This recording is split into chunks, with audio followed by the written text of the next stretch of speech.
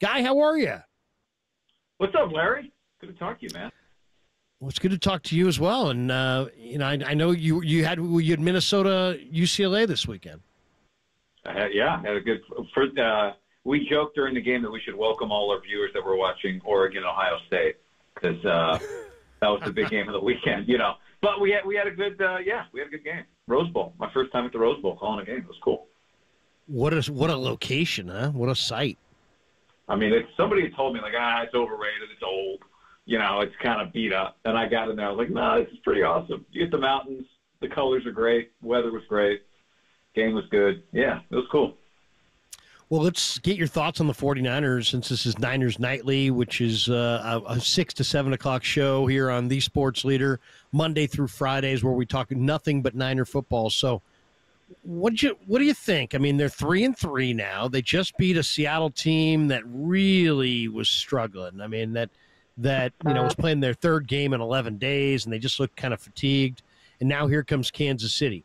Do you look at the Niners and say 3-3, first place in the NFC West, all is right with the world, or do you have legitimate concerns going into this game with Kansas City? I have legitimate concerns, but I also look at the Niners and go, look at the NFC. Just look at the whole thing. All is right with the world with who? Minnesota, 5-0 Vikings. They're going to the Super Bowl. Not that the Niners are a walk to the NFC Championship game. They're not, but there just is not a powerhouse in the NFC this year. Atlanta, Washington, those are your 1, 2, 3 seeds right now. The NFC North has barely played itself, so a lot's going to change there. But Detroit lost Aiden Hutchinson yesterday. Green Bay and Philly and Dallas, there's just a lot to figure out. So it's the right year to not have it figured out if you're the 49ers. Now, the flip side of that is if they had it figured out, they could run away with this thing, depending on how things play out in the NFC North. But I just think we're going to look at the NFC standings in a month, and definitely in 2 months, and it's going to look pretty different than it does right now. And obviously Detroit is worse off than they were 2 days ago, and I think for a lot of people they were the primary threat to the 49ers, and they're in a much better division than the 49ers are in. Meaning, if you win the NFC West, then you're potentially hosting Detroit in the first round of the playoffs. So they got a lot to figure out, but the good news is they picked the right year because go look at the AFC, Larry. Kansas City, Houston, Baltimore, Buffalo. Those are your top four right now. Look back in 2 months; those will probably still be the top four. At least three of those teams, right, will probably be in the top four. But the NFC is a whole different story. Well, and the NFC West is such a circus. I mean, I was looking at point differentials today. Niners are plus 32. Seattle is minus 4. Arizona's been outscored by 30. And the Rams are minus 45. So, I mean, this is just absolutely the right division. DVOA stats are interesting, too, to me. Offense, the Niners are 4. Defense, they're 5. Special teams, they're 31. 31st in DVOA special teams. 4 on offense, 5 on defense, 31 on special teams. I was looking it up to see how many teams are, maybe top 5 in both offense and defense DVOA after 6 weeks. And I was surprised. Only 2. The 49ers and the Lions are the only teams that have a top 5 offensive ranking and defensive ranking DVOA. So whatever that means. But, it just shows that the 49ers and the Lions are 2 of the more complete football teams. And now you just mentioned Aiden Hutchinson. If he's not done for the year, he probably is done for a good portion of the year. And that's a huge blow. That's an absolutely huge blow to the Lions. Who would you say, in the conference after this weekend, kind of who are you keeping your eyes on in this conference? Because Eagles won, but I mean Sirianni's challenging the fans. I mean he's probably fired before the end of the year. I don't think it's going to end well at all if you take on the fans. The Commanders played well this weekend, but they lost to the Ravens. Tampa suddenly can score tons of points, and their defense is kind of scary. What do you think of the conference coming out of Week 6? I think Green Bay has to be the team you pick, right? They have 2 losses, one on U.S. soil. and that was to Minnesota. And then they lost to Philly in Brazil, week 1, and Jordan Love got hurt and then came back and threw 4 touchdowns. They blew out Arizona. They did what you're supposed to do to the Cardinals. They have a huge game this week. They play the Texans at home. Right. They win that game, they're 5-2 with Jacksonville coming up. Chance to be 6-2. Then they play the Lions. Let's just say they lose. I think they probably win, but let's say they lose. Then they hit their bye. Then they play the Bears.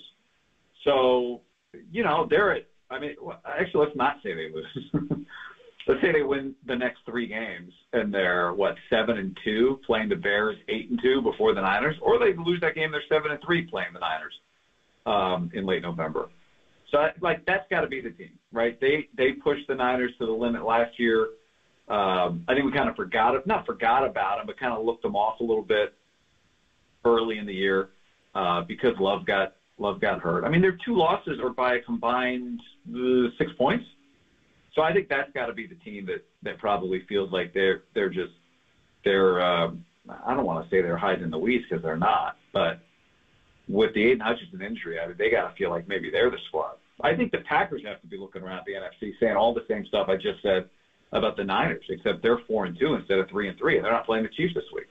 Yeah. No, and Dobbs came back this week. He off suspension. He had 2 touchdowns, and so their young receivers are all impressive. Jaden Reed scored. Watson had a long touchdown.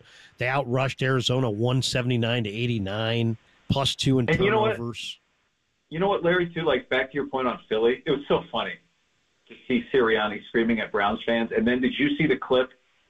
Fox, he's screaming at Eagles fans.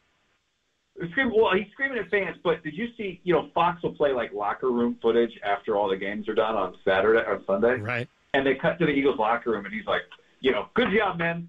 Hungry and humble. Hungry and humble. I'm like, what are you talking about? Humble. So the thing with the Packers is they've got a good quarterback and a good coach. I think when you think about – now, Detroit's interesting because they got a tough coach and a good OC. But, Dallas is flawed, and they've always been a little flawed. They've been good, but also Dallas is done. Dallas is done. Well, yeah, whether they're done or not, I just know head-to-head, Kyle Shanahan beats Mike McCarthy. Sure. Right? Whereas LaFleur almost beat him last year. Dan Campbell almost beat him last year. So I even say what we all kind of joke about the Eagles, but,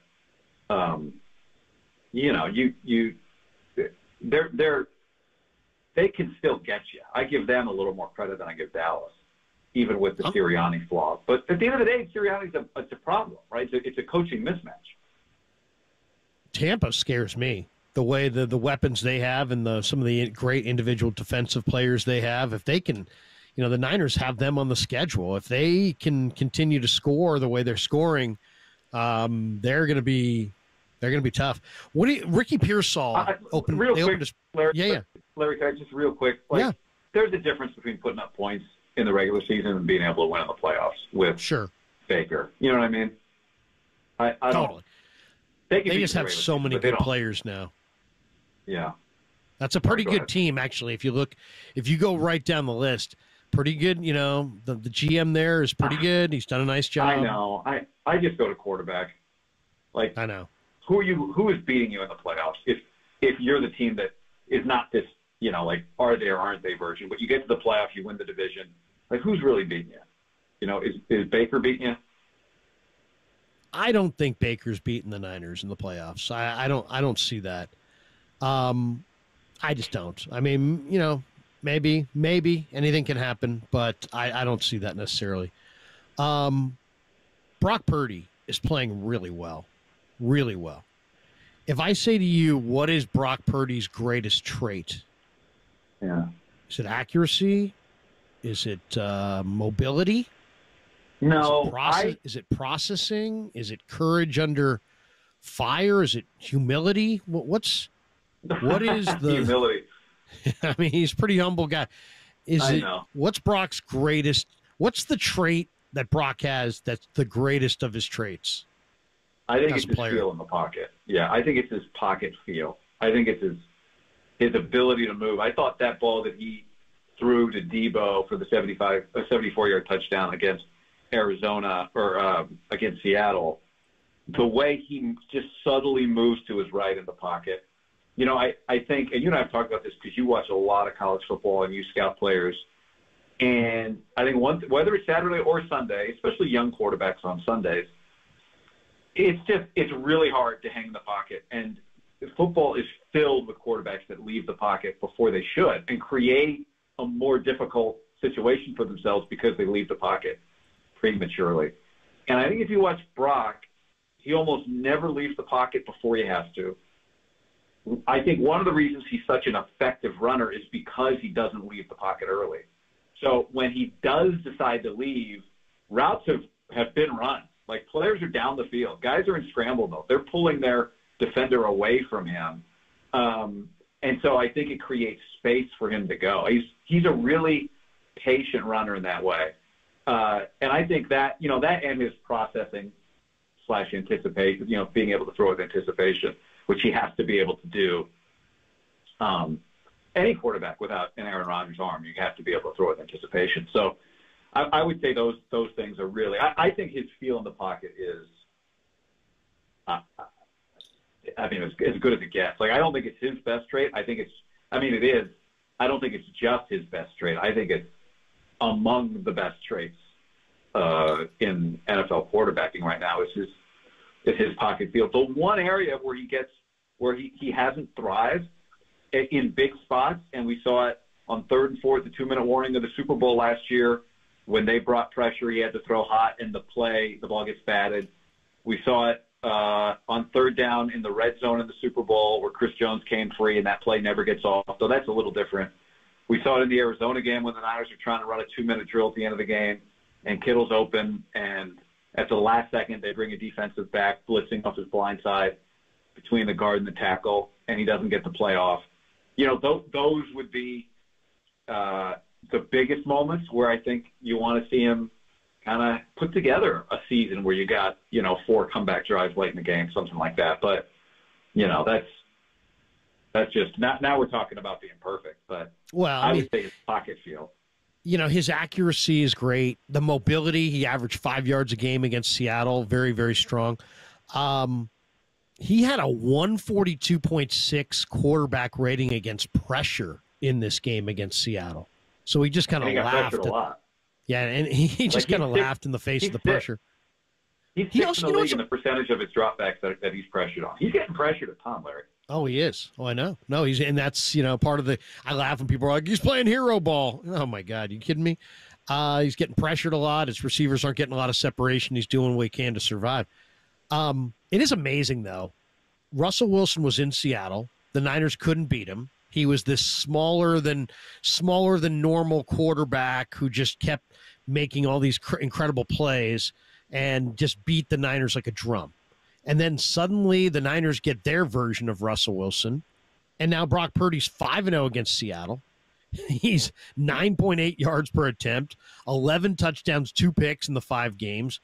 Average margin of victories like 13.5 points a game. I mean, he's just totally – it's like Russell moved on. The Niners couldn't beat Russell, and now the Niners have Purdy, who's very similar to Russell, and now the Seahawks can't beat Purdy. The thing that I wanted to get your thoughts on, though, in this game was that the Niners ran play action almost 30% of their dropbacks, and Purdy's numbers are on the play action were awesome. Like 106 yards, a touchdown, and a 135.4 rating. And he's been great throughout his career on play action, and yet they've used a whole lot less play action this year than ever before. I mean, I almost feel like that begs a question to Shanahan. Why did you guys get away from play action when you have the ultimate play action pass quarterback? Oh, I don't have a theory. Do you have a theory on that?